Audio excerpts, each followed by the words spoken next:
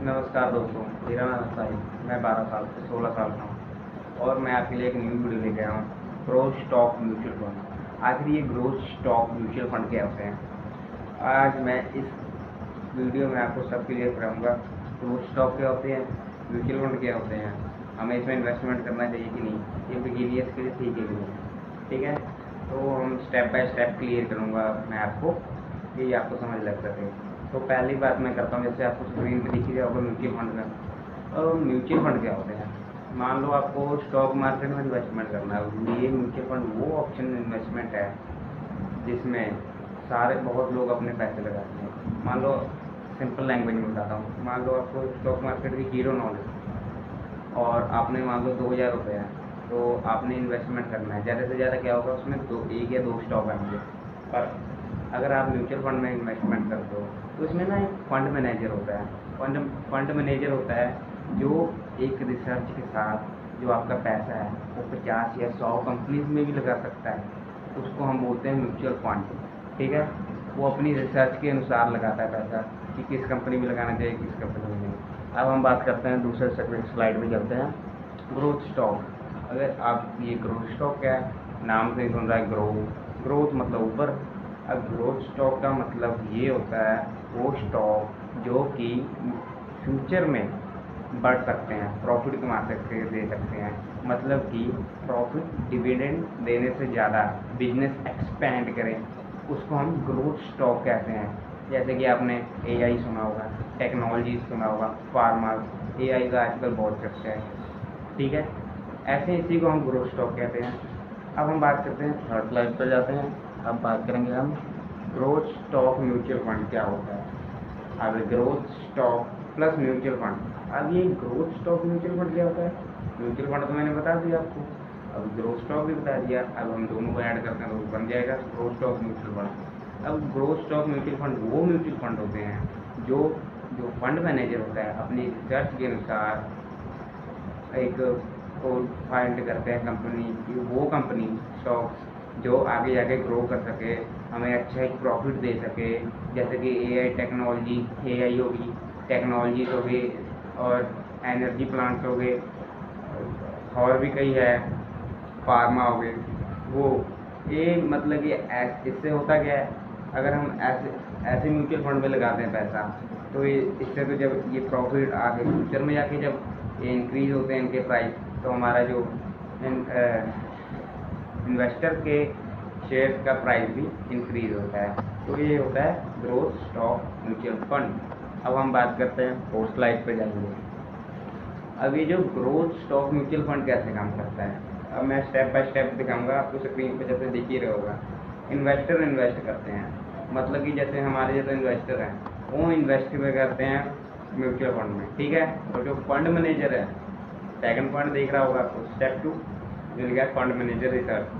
Fund manager अपनी research से कि कौन सी कंपनी आगे जाके ग्रो कर सकती है, जैसे कि एआई का आपने सुना होगा ना, एआई आगे जाके कर सकती है, कि आजकल एआई बहुत लगा हुआ है। फिर फंड मैनेजर अपना एक चूज़ करते हैं, ये एक्सपीरियंस होते हैं फंड मैनेजर की कौन सी कंपनी आगे जा सकती है। अब हम कहते हैं थर्ड पे, इन्वेस्ट इन शेयर। और जो इन्वेस्टर होते हैं और शेयर खरीदते हैं, इसका ये मतलब है।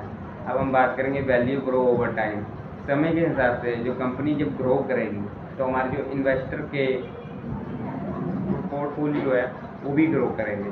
तो ये हो गए हमारे ग्रोथ स्टॉक म्यूचुअल फंड के how does it is work. ये है मतलब ये कैसे काम करते हैं। जैसे पहले तो इन्वेस्टर इन्वेस्ट करते हैं, और फिर फंड मैनेजर रिसर्च करता है, फिर इन्वेस्टर और शेयर बाय करते हैं, और फिर जब समय के हिसाब से ये पैसा इंक्रीज होता है, पोर्टफोलियो भी बढ़ता है इन्वेस्टरों का। अब हम फिफ्थ स्लाइड पे जाते हैं। अब हम बात करेंगे growth stock mutual fund key benefits क्या है। अब बेनिफिट्स से नाम आता है पहले, high return potential. High return potential से मतलब ये है कि ये इसमें हमें ये नहीं कि शॉर्ट टर्म के लिए आपको मतलब कि इन्वेस्टमेंट करना चाहिए, ऐसे फिर आप लॉस में भी जा सकते हैं। म्यूचुअल फंड में आपको ये अच्छा हाई रिटर्न चाहिए, तो आपको इसको लॉन्ग टर्म में ही तो करना होगा इन्वेस्टमेंट। ठीक है, प्रोफेशनल मैनेजमेंट। जैसे आपको मैंने बताया जिसमें फंड मैनेजर होते हैं, बहुत एक्सपीरियंस होते हैं, बहुत मतलब फंड संभालते हैं, लाखों हज़ारों लोगों का फंड संभालते हैं, तो वो हो गया फंड डाइवर्सिफिकेशन। और ये जो फंड मैनेजर है, जैसे मैंने आपको पहले बताया था, ये अपना पैसा एक दो स्टॉक में नहीं डालते, ये अपना पैसा कोई 50 कंपनियाँ कोई 100 कंपनियाँ में डाल देते हैं, जिससे पैसा डाइवर्सिफिकेशन हो जाता है। मतलब कि मतलब कि ऐसा नहीं है कि एक ही स्टॉक में डाल दिया और आपका पैसा सारा लॉस में चले गया, ऐसा नहीं है। SIP ऑप्शन, SIP का मतलब हो गया सिस्टमेटिक इन्वेस्टमेंट प्लान। मतलब कि आप मतलब कि पैसा जो है आप लमसम नहीं SIP कर सकते हो, मतलब हर महीने में आपके जैसे EMI आती है ना, वैसे ही ये पैसे कटेंगे, इन्वेस्टमेंट हो ही जाएंगे, इसको SIP ऑप्शन कहते हैं। आप इसमें SIP भी कर सकते हो। अब हम करते हैं कंपाउंडिंग की पावर। अब आपको मैंने पहले ही बताया है, इसको शॉर्ट टर्म में नहीं करना है। क्यों? क्योंकि शॉर्ट टर्म में आपका लॉस भी हो सकता है, ठीक है। तो हमें इसको लॉन्ग टर्म में ही करना है।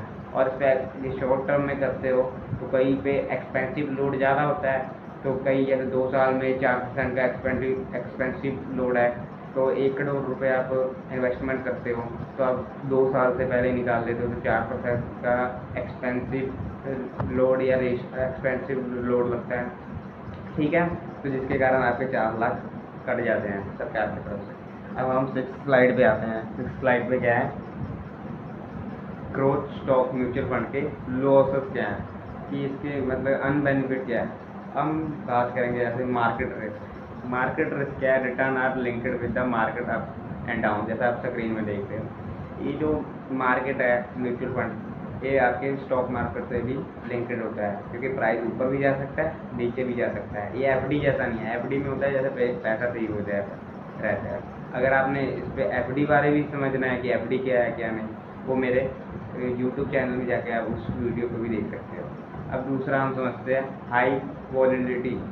Share price swing can happen frequently, कि जो शेयर प्राइस है ऊपर नीचे हो ही जाता है। इसका ये मतलब है कभी बहुत ऊपर चले जाता है, कभी बहुत नीचे चले जाता है, क्योंकि ये म्यूचुअल फंड है, इसमें लाखों करोड़ों लोगों के पैसे वो होते हैं, इन्वेस्ट होते हैं। अब शॉर्ट टर्म लॉस, जैसे मैंने आपको बताया था, आपको ये शॉर्ट टर्म के लिए नहीं करना है। जैसे आपको बताया इसमें शॉर्ट टर्म में आपको लॉस हो सकता है।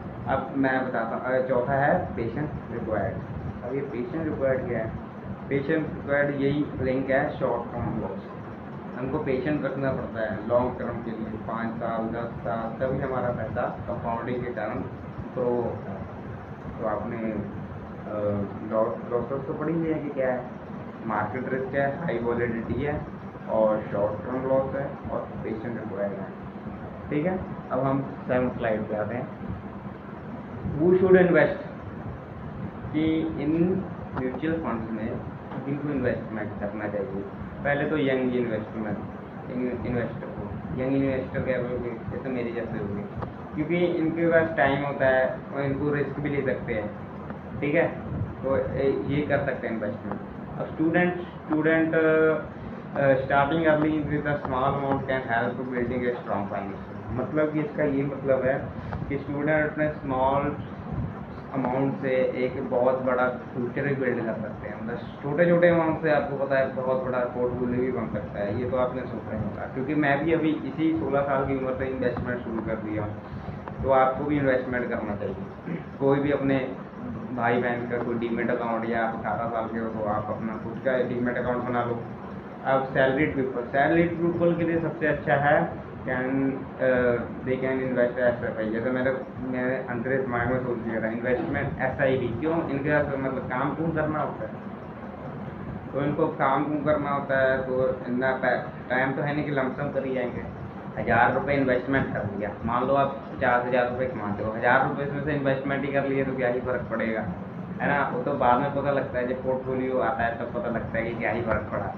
तो आप 1000 रुपये इसमें से इन्वेस्टमेंट कर ही सकते हो। आप SIP कर सकते हो, एक महीने का 1000 रुपये, वो आपका अपने आप EMI जैसे कटी जाएगा। जैसे EMI जाता है और ये भी अपने आप बैंक से लिंक होगा, और आपके जो जिसमें इन्वेस्टमेंट किया है उसमें से पैसे कट जाएंगे, ठीक, जैसे 1000 रुपये। अब लॉन्ग टर्म इन्वेस्टमेंट, वो इन्वेस्टर जो लॉन्ग टर्म के लिए इन्वेस्टमेंट करते हैं, 5 साल 10 साल, कई वो 20 साल 25 साल भी करते हैं। ये इसमें ज़्यादा पैसा कंपाउंड होता है, तो इसके कारण काफ़ी इनका पोर्टफोलियो बड़ा हो जाता है। तो उसमें जैसे कि इसमें लिखा है ideal for those who can stay, मतलब कि 5 साल तक कम से कम या 5 साल से ज़्यादा stay invested for the 5 years और मोर, मतलब 5 साल से भी ज़्यादा जो इन्वेस्टमेंट सकते हैं। अब पीपल प्लानिंग फॉर रिटायरमेंट और फ्यूचर वेल्थ, और वो पीपल भी कर सकते हैं जो अपना रिटायरमेंट और फ्यूचर के बारे में सोचते हो कि आगे आगे के लिए पैसा रखना है हमने बचा के, वो लोग भी अपना पैसा इन्वेस्टमेंट कर सकते हैं। अब हम 8वीं स्लाइड पे आते हैं जी, क्या है SIP वर्सेस लमसम आ गया। जैसे मैंने आपको बताया था SIP 2 बार बात कर चुका हूँ मैं। अब ये SIP वर्सेस लमसम में से हमें कब क्या चूज़ करना चाहिए। जैसे SIP का मतलब मैं बता ही दिया, हर मंथ फिक्स्ड अमाउंट है, जैसा आप स्लाइड पे देख ही रहे होंगे। और बेस्ट फॉर किसके लिए है, सैलरी पीपल बिगिनियर्स। जैसे आपको मैंने बताया था कि सैलरी पीपल को काम कुम होता है तो सीधा ही अपना SIP कर ले, तो सीधा 1000 रुपये कट जाएंगे, 2000 रुपये कट जाएंगे, जितना भी आपका अमाउंट है वो कट जाएगा। एग्जाम्पल देख लो, 1000 रुपये पर मंथ, ठीक है। की बेनिफिट क्या होंगे, डिसिप्लिन रखना होगा, कंपाउंडिंग होगा और रुपये कॉस्ट एवरेजिंग, ठीक है। अब हम बात करते हैं लमसम। लमसम एक ही बार में बड़ा अमाउंट इन्वेस्टमेंट करना, बड़ा अमाउंट चाहिए, मतलब चाहे बड़ा कर लो चाहे फिर क्या होगा छोटा भी कर सकते हो, उसमें कोई बात नहीं, आपके उसके अमाउंट पर निर्भर करता है। बेस्ट फॉर किसके लिए, एक्सपीरियंस इन्वेस्टर के लिए जो बहुत एक्सपीरियंस है, पर हम भी कर सकते हैं, इसमें कोई बड़ी बात नहीं, हम भी कर सकते हैं कि 1000 रुपये 2000 रुपये डाल सकते हैं, ठीक है। और मार्केट करेक्शन टाइम, इनको फिर जो एक्सपीरियंस इन्वेस्टर होते हैं इनको मार्केट का करेक्शन टाइम पता होता है। जैसे कि मान लो फंड मैनेजर होगा, उसको तो कुछ पता ही होगा कि हमें कब मतलब कि इन्वेस्ट करना चाहिए कि कब नहीं। अब एग्जाम्पल के लिए कितने रुपए का कह रहा है, 50,000 एक साल में, तो इसका की बेनिफिट होगा कि जो high growth potential in long term में, जैसे 5 साल या 5 से ज़्यादा साल, तो इसमें जो आपका पैसा है कंपाउंडिंग कारण डबल होगा, तो आपका पोर्टफोलियो भी ज़्यादा बन जाएगा। पर ये बात है इसमें आपको डिसिप्लिन वगैरह बहुत चाहिए होता है, ये नहीं कि बार बार पोर्टफोलियो लेके गए, नहीं, हमको डिसिप्लिन पेशेंट रखना चाहिए। अब हम 9वीं स्लाइड पे आ गया कि म्यूचुअल फंड चूज़ कैसे करें। देखो इसमें इंपॉर्टेंट पॉइंट दिख ही रहे होंगे आपको, ठीक है। पहला है फंड के पास्ट में परफॉर्मेंस देखो, कि मतलब कि कोई ऐसा कोई फंड है उसने पिछले साल 5 साल कितने भी साल या कितने मतलब कि कितने रिटर्न दिए हैं, ये तो देखना जरूरी होता है, ठीक है।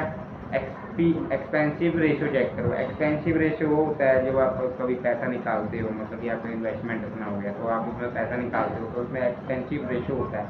जब आप पैसा उसमें निकालते हो उसमें डीमेट उसमें इन्वेस्टमेंट से, तो उसमें लोड लगता है, एक्सपेंसिव रेशियो एक्सपेंसिव लोड लगता है, जिससे पैसा आधा कट जाता है, क्योंकि ETF में नहीं होता है। ETF के मैं वीडियो बना चुका हूँ, ETF पे भी देख सकते हो आप मेरे यूट्यूब चैनल पे। अब फंड मैनेजर को देखो, वो फंड मैनेजर की कितना एक्सपीरियंस है, फंड मैनेजर देखना ज़रूरी है, क्योंकि एक्सपीरियंस जड़ा होता है, एक्सपीरियंस फंड मैनेजर होता है, वो बढ़िया डिसीजन ले सकता है। अब AUM चेक करो। AUM का मतलब होता है, मैं भी इसका फुल फॉर्म भूल गया हूँ, पर इसका मतलब ये होता है कि इसमें कितने लोगों ने अपना पैसा जमा किया है, कितने लोगों ने अपना पैसा इन्वेस्ट किया है। लॉन्ग टर्म कंसिस्टेंसी देखो कि लॉन्ग टर्म में कितना का रिटर्न दिया है, कितनी क्या परफॉर्मेंस रही है, ये भी देखना चाहिए। अब हम 10वें स्लाइड पे आ जाते हैं। कॉमन मिस्टेक बिगिनर्स करते हैं। अब कॉमन मिस्टेक क्या है देखना, शॉर्ट टर्म में पैनिक आ जाते हैं जी, मतलब कि जैसे शॉर्ट टर्म में मतलब मान लो जब मार्केट गिर रहा है तो आप पैनिक हो जाता है कि मार्केट गिर रहा है, मेरा पैसा सब डूब जाएगा। ऐसा नहीं होता है। लॉन्ग टर्म के लिए अगर मार्केट गिरा है तो ये नहीं कि गिरा ही रहेगा, उठता भी है मार्केट, तो हमको पैनिक नहीं। और सोशल मीडिया पे टिप्स फॉलो करना, हर टिप्स सही नहीं होती है, वो कई ब्लाइंडली किसी पे भी मतलब आँख बंद करके किसी पे भी भरोसा कर लिया कि ये सही बोला, इसमें इन्वेस्ट नहीं करना है, इसमें इन्वेस्ट नहीं करना है। खुद की रिसर्च लो, खुद देखो कि कैसी परफॉर्मेंस है, फिर उसमें इन्वेस्टमेंट करो।